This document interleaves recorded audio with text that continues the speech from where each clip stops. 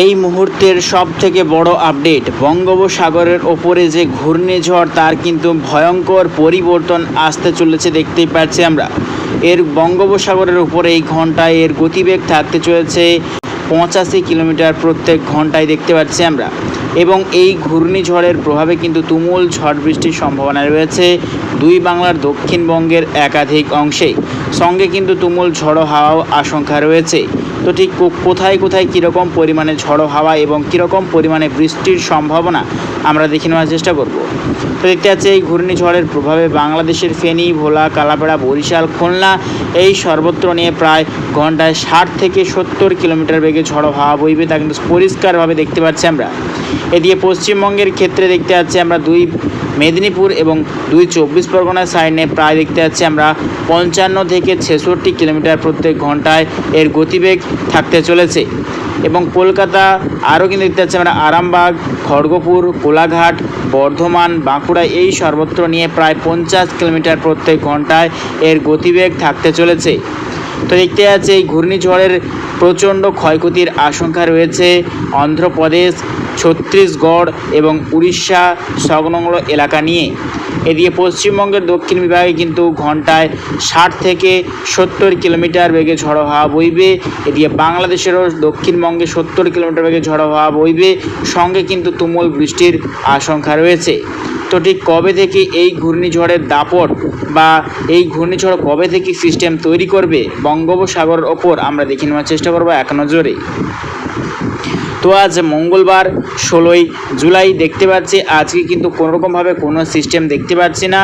যত টাইম এগোবে আগামী পরশু অর্থাৎ বৃহস্পতিবার পর থেকেই কিন্তু মূলত চেঞ্জ হবে বঙ্গোপসাগরের ওপর।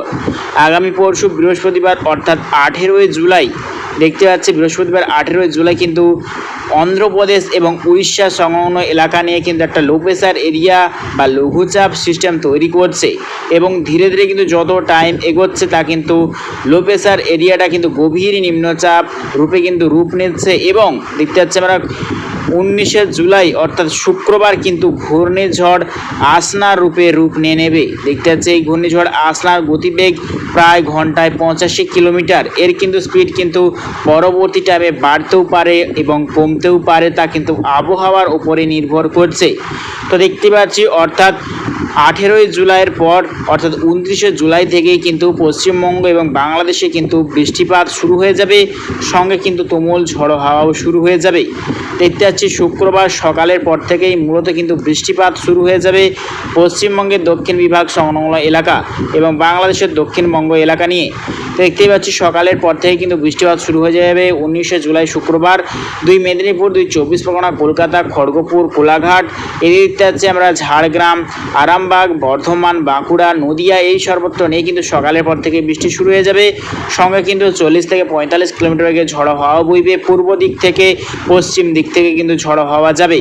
এদিকে বাংলাদেশের ক্ষেত্রে দেখতে পাচ্ছি আমরা খুলনা, বরিশাল, কালাপাড়া, ফেনী, ভোলা, চট্টগ্রাম, মহেশখালী, টাকনাফ, থানচি এই সর্বত্র নিয়েও কিন্তু বৃষ্টিপাত শুরু হয়ে যাবে। দক্ষিণ থেকে দেখতে পাচ্ছি আমরা উত্তরের দিকে কিন্তু হালকা অগ্রসর হয়ে তা পশ্চিমের দিকে কিন্তু অগ্রসর হবে এই ঝড়ো হাওয়া। দেখতে পাচ্ছি কিন্তু ঘন্টায় প্রায় 50 কিলোমিটার বেগে কিন্তু ঝড়ো হাওয়া বইবে 19 জুলাই শুক্রবার বাংলাদেশের দক্ষিণবঙ্গে। এবং যত কিন্তু টাইম এগোবে ধীরে ধীরে কিন্তু বৃষ্টির মাত্রাটা বাড়তে শুরু করবে। শুক্রবার 19 জুলাই কিন্তু থেকে ধীরে ধীরে কিন্তু বৃষ্টির মাত্রা বাড়বে। দুই বাংলা দক্ষিণবঙ্গ জেলাগুলোতে কিন্তু বজ্রবিদ্যুৎ সহ বৃষ্টিপাত চলবে। এদিকে উত্তরবঙ্গেও কিন্তু বিক্ষিপ্ত বৃষ্টিপাত চলবে এই ঘূর্ণিঝড় আসনার প্রভাবে। দেখতে পাচ্ছি কিন্তু লাল সতর্কতা রয়েছে অন্ধ্রপ্রদেশ, ছত্তিশগড়, উড়িষ্যা এই সর্বত্র নিয়ে কিন্তু ভয়ঙ্কর লাল সতর্কতা রয়েছে। অতি ভারী বৃষ্টির সতর্কতা রয়েছে ওই সর্বত্র এলাকাতে। এবং গোটা বাংলাদেশ দক্ষিণবঙ্গে কিন্তু দফায় দফায় ভারী বৃষ্টি এবং সঙ্গে কিন্তু ঝড়ো হাওয়া বইবে এবং টানা 3 দিন কিন্তু এরকম পরিস্থিতি থাকবে। অর্থাৎ 18 থেকে চলবে 22 জুলাই পর্যন্ত কিন্তু ঝড়ো হাওয়ার সঙ্গে তুমুল বৃষ্টিপাত। তারপর দেখতেছি যত টাইম এগোচ্ছে কিন্তু আবারও বঙ্গোপসাগরের ওপরে কিন্তু আবারও কিন্তু একটা লো প্রেশার এরিয়া সিস্টেম তৈরি করছে, তার জেরে কিন্তু আরও অতি ভারী বৃষ্টির সম্ভাবনা রয়েছে আগামী দিনে। তো যত টাইম এগোচ্ছে দেখতে পাচ্ছি কিন্তু আমরা যত টাইম এগোচ্ছে দক্ষিণবঙ্গ জেলাগুলিতে দুই বাংলার কিন্তু হলুদ সতর্কতা রয়েছে, ভয়ঙ্কর বৃষ্টির সম্ভাবনা রয়েছে দুই বাংলার দক্ষিণবঙ্গ জেলাগুলিতে। এবং লাস্ট আপডেট যদি চলে এসেছি 25শে জুলাই বৃহস্পতিবার দেখতে পাচ্ছি লাস্ট আপডেট, পশ্চিমবঙ্গের ওপরে কিন্তু একটা লঘুচাপ বা লো প্রেসার এরিয়া সিস্টেম তৈরি করছে দুই বাংলার দক্ষিণবঙ্গ জেলাগুলির ওপরে। তার জেরে কিন্তু লাল সতর্কতা রয়েছে দুই মেদিনীপুর, দুই 24 পরগনা, কলকাতা, আরামবাগ, নদিয়া, বর্ধমান, বাঁকুড়া, ঝাড়গ্রাম এই সর্বত্র নিয়ে কিন্তু লাল সতর্কতা রয়েছে। তুমুল বৃষ্টির সম্ভাবনা রয়েছে গোটা পশ্চিমবঙ্গের দক্ষিণ বিভাগ এবং গোটা বাংলাদেশের দক্ষিণ বিভাগ সর্বত্র জুড়ে।